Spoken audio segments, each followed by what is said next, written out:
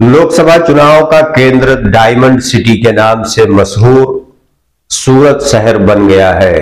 कांग्रेस के उम्मीदवार का पर्चा रद्द होने और बीजेपी उम्मीदवार के निर्विरोध जीतने की वजह से सूरत सीट देश भर में चर्चा का विषय बनी हुई है।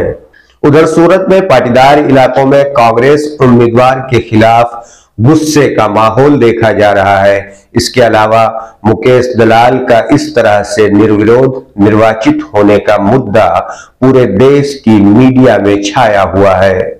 सूरत लोकसभा सीट के 7 दशक के इतिहास में पहली बार ऐसा हुआ है।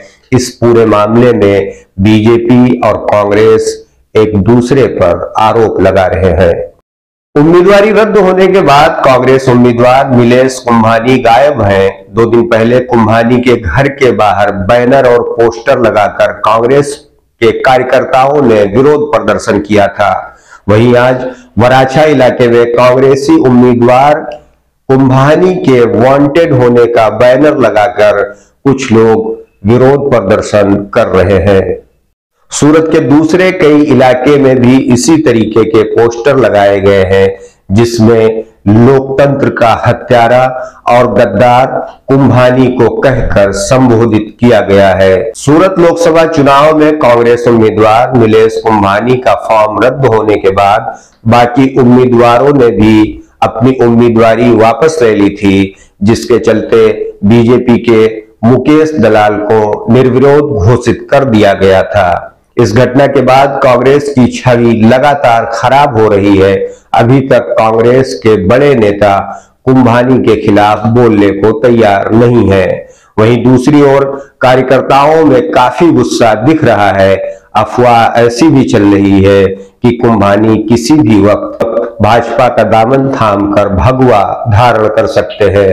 2 दिन पहले कांग्रेसी कार्यकर्ताओं ने नीलेश कुंभानी को गद्दार बताकर बैनर के साथ कुंभानी के घर के बाहर विरोध प्रदर्शन किया था। आज वराछा जैसे दूसरे इलाकों में लोकतंत्र का हत्यारा गद्दार जैसे पोस्टर लगाए गए हैं। इसके अलावा बैनर में लिखा है, सूरत लोकसभा के 19 लाख मतदाताओं के मताधिकार का सौदा करने वाले को पहचाने, वो जहां भी दिखे उनसे इस बारे में सवाल जरूर करें।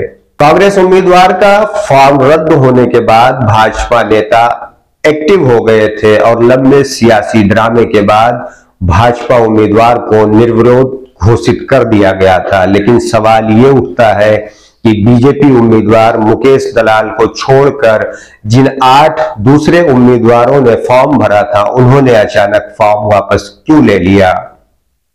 इसके अलावा जिस तरीके से इस पूरे ऑपरेशन को अंजाम दिया गया था, उसमें भाजपा नेता के अलावा पुलिस महकमा भी काफी एक्टिव था। इसलिए पुलिस के कामकाज के तौर तरीके पर भी सवाल खड़ा हो रहा है।